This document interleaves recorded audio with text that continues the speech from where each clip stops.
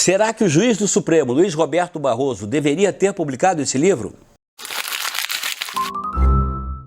Hoje vamos falar do último lançamento aí das livrarias, aí um bom presente talvez para o amigo secreto, o amigo oculto de final de ano. O livro se chama Sem Data Vênia e foi escrito pelo juiz do Supremo Tribunal Federal, Dr. Luiz Roberto Barroso. Mas antes de falar do livro, vamos retornar um pouquinho na história e lembrar dos tempos da ditadura. Quer dizer, vocês não. Nos tempos da ditadura militar, nós sabíamos de cor e salteado quem eram os comandantes das regiões militares brasileiras. São 4 ou 5, não sei como é que, enfim, mas sabia-se quem eram os principais próceres, né? Quem eram os principais oficiais do Exército, da Marinha, da Aeronáutica. Se acompanhava, inclusive, o período de promoções para saber quem ia ser no Exército general de 4 estrelas, quem ia virar brigadeiro, quem ia virar almirante. Por quê? Porque nos tempos da ditadura militar, evidentemente, o poder estava nas mãos das Forças Armadas, principalmente do Exército. Alto! Eu vou transformar vocês em homens! Calma, gente, um de cada vez! Então a gente acompanhava atentamente o almanaque do Exército para saber quem eram as figuras que poderiam que poderiam participar do poder, se é que já não participavam, né? Que além da presidência da República ocupavam cargos nos próprios ministérios, né? Nas autarquias e também ocupavam cargos importantes em toda a estrutura do poder no Brasil. A gente procurava saber, inclusive, daqueles generais todos, daqueles brigadeiros, né, daqueles tenentes-coronéis, daqueles almirantes, contra-almirantes, quais é que eram da linha dura, quais é que eram mais democratas, quais que eram menos, assim, anticomunista, antidemocracia, anti-esquerda, enfim, procurava-se conhecer o perfil de cada um. O tempo passou, veio a redemocratização e o que aconteceu?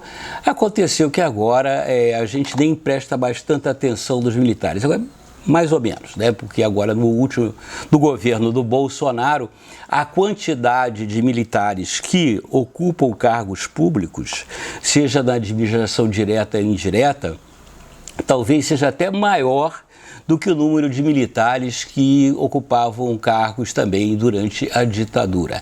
Acreditem se quiser.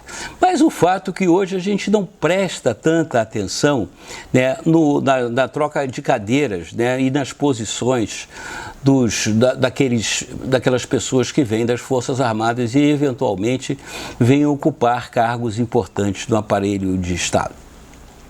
Hoje o brasileiro sabe de cor e salteado os 11, não os 11 da seleção brasileira. Me refiro aos 11 juízes do Supremo Tribunal Federal. Todo mundo conhece o Dias Toffoli, o Gilmar Mendes, o Lewandowski, enfim, todos eles. O que é menos conhecido é esse Nunes Marques, que acabou de ser nomeado pelo presidente Bolsonaro, um juiz que veio lá do Piauí, inclusive que apresentou um currículo vitae todo tabajara, né? A Harvard University Tabajara é mais uma instituição de ensino das organizações Tabajara. Dizendo que estudou, mas não estudou, que fez umas pós-graduações aí meio mandrake, enfim. Mas de acordo com o nível do atual governo, foi o escolhido e tomou o assento no lugar do ministro Celso de Mello, que teve que se aposentar, né, por força lá não só da saúde dele, como também das questões internas do tribunal, né, que você, com uma determinada idade, você é obrigado a se aposentar. Mas, com exceção do Nunes Marques, que a gente acaba conhecendo, se não conhece hoje totalmente, vai conhecer brevemente, os outros 10 estão muito bem relatados, estão muito bem descritos, num livro chamado Os 11, que foi publicado ano passado pela Companhia das Letras. Os 11 é de autoria de Felipe Recondo e Luiz Weber. Eu recomendo muito a leitura desse livro, porque ele traça um perfil muito bom, um perfil assim bem interessante de cada um dos membros do nosso Supremo Tribunal Federal, né, do nosso excelso sodalício, da nossa magna corte, onde todas as instâncias se acabam. Não existe nada além da Suprema Corte, não existe nada além do Supremo Tribunal Federal. O que o Supremo Tribunal Federal determina está transitado em julgado, vira lei. Pois bem, normal da democracia. O fato é que no Brasil, nos últimos tempos, vem havendo uma grande distorção da questão dos poderes, né? O poder legislativo muitas vezes acaba passando ou fugindo das suas responsabilidades e outorga ao poder judiciário a resolução de várias questões que deveriam ser de foro exclusivo do poder legislativo. O mesmo também acaba ocorrendo com o executivo, enfim, acabou que o Supremo Tribunal Federal virou, talvez, ou por muitos momentos, né, o epicentro da política brasileira e, por que não dizer também, o epicentro da crise política brasileira. Haja visto agora recentemente, né, quando se foi julgar se poderia ou não que os atuais presidentes da Câmara e do Senado pudessem novamente concorrer à presidência das casas.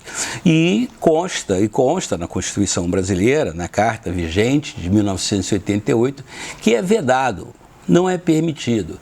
Mas, né, por manobras, né, inimagináveis, né, em manobras impensáveis, queria-se, né, interpretar esse veto, né, esse termo vedado, como se fosse possível, né, que os atuais presidentes das casas legislativas pudessem ser reconduzidos, né, pudessem ser candidatos à recondução. Felizmente a Constituição brasileira prevaleceu, ganhou por dois votos apenas, o que deveria ter sido uma votação quase que absoluta, né, unânime, mas ganhou a Constituição, porque, inclusive, há o entendimento de alguns dos nossos juízes da Suprema Corte que vedado não quer dizer proibido. Para vocês verem, né, como se pode torcer e distorcer a lei, principalmente no Brasil. O fato é que todos nós conhecemos e percebemos que apito toca cada um dos membros do nosso do Poder Judiciário, quer dizer, do Supremo Tribunal Federal. Alguns juízes do Superior Tribunal de Justiça nós conhecemos também, ou seja, nunca o Poder Judiciário esteve tão em voga no Brasil e nunca também a gente tomou tanto conhecimento, né, dos privilégios que o Poder Judiciário detém, né, e distribui entre os seus membros, sejam eles juízes, desembargadores ou mesmo todo o funcionalismo, né? A gente percebe claramente, por exemplo, o Poder Judiciário, na média, tem os maiores salários de todos os poderes da República, disparado, seguido pela média de salários do Poder Legislativo e, por último, do Executivo. Não que esses dois últimos, a média não seja muito maior do que a média do salarial de todos os brasileiros. Vários. Para vocês terem uma ideia, a média salarial do Poder Judiciário brasileiro é ordem de grandeza, a média, na ordem de R$35 mil. Na média, para vocês terem uma ideia. Existem juízes aí que chegam a ganhar em meses, alguns meses, né, por várias questões de vantagens e benefícios, até R$1 milhão, R$200 mil, e quantias realmente astronômicas, estratosféricas. Mas não vamos entrar muito por aí. Existem juízes e juízes. Eu não quero dizer com isso que o Poder Judiciário seja totalmente ocupado por pessoas que não têm o menor compromisso com o Brasil, com a República, com as leis. Eu ousaria até dizer que a maior parte dos ocupantes do Poder Judiciário são pessoas sérias de princípios, mas tem uma parte bem ponderável que realmente, como em todos os órgãos do aparelho Estado brasileiro, né, que estão lá é para se dar bem e os outros que se danem. Infelizmente, essa é que é a verdade.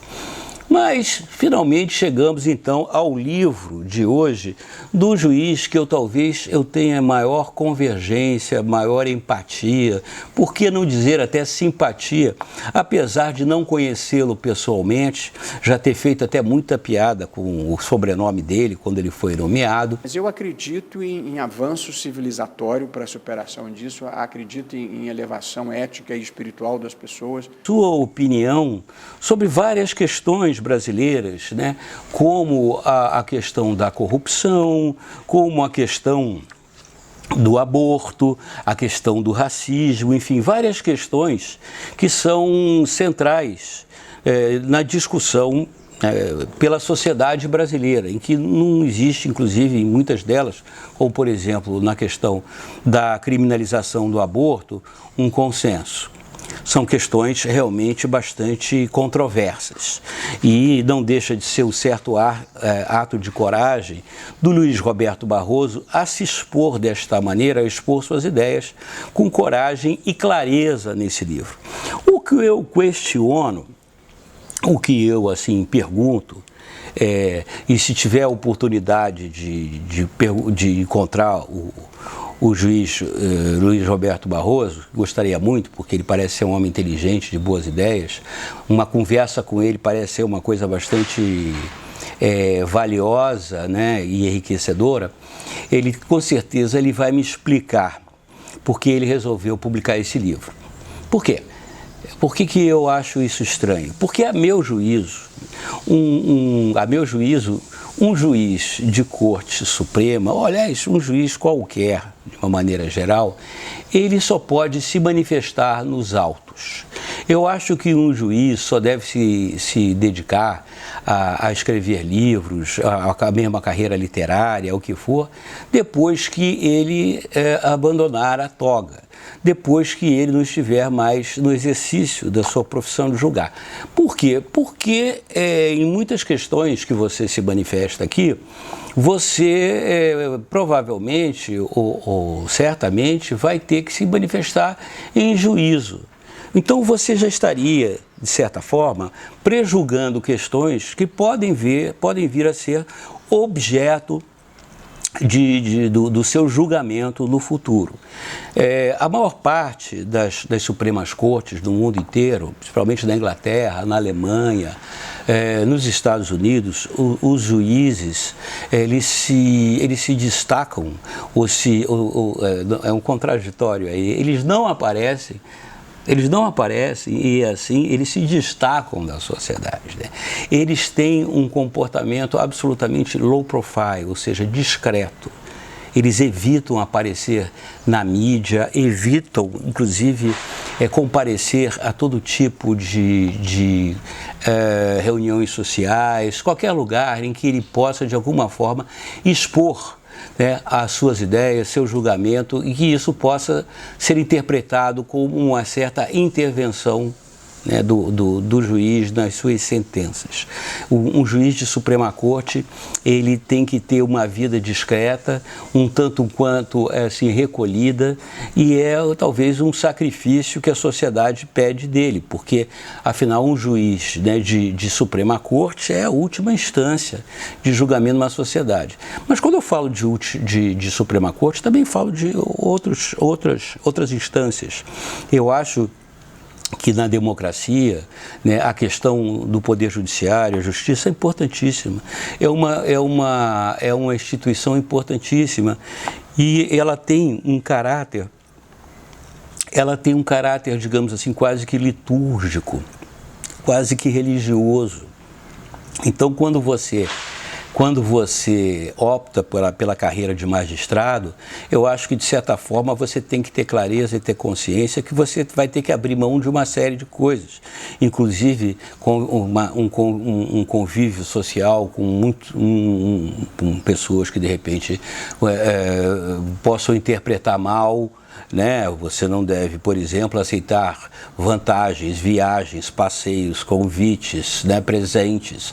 Você não deve comparecer a determinadas recepções promovidas por empresa A ou empresa B, né? Enfim, você tem que ter muito pudor e recolhimento para que você mantenha, né, a credibilidade do seu julgamento.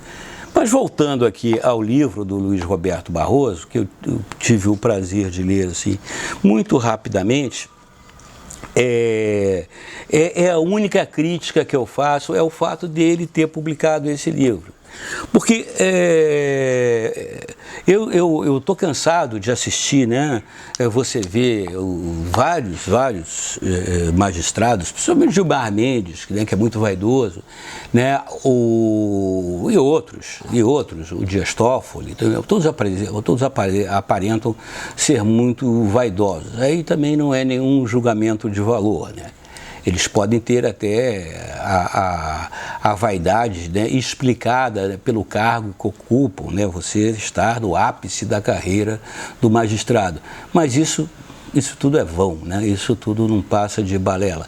O fato é que, na minha opinião, os juízes aparecendo aí em revista, em televisão, na internet, dando opinião sobre isso, aquilo, outro, de certa forma acaba desgastando a imagem do judiciário.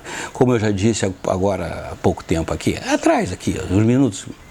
Como eu já disse aqui há pouco tempo, né, os juízes, eles têm que manter um pudor, têm que manter um distanciamento da sociedade para que isso não venha a ser interpretado como uma interferência de terceiros nos seus julgamentos. Agora, tirando o juiz, né, o juiz federal, o juiz da Suprema Corte, o doutor Luiz Roberto Barroso, que é um consagrado jurista, é um professor, aliás, eu gosto muito dele, que ele se intitula, antes de tudo, um professor.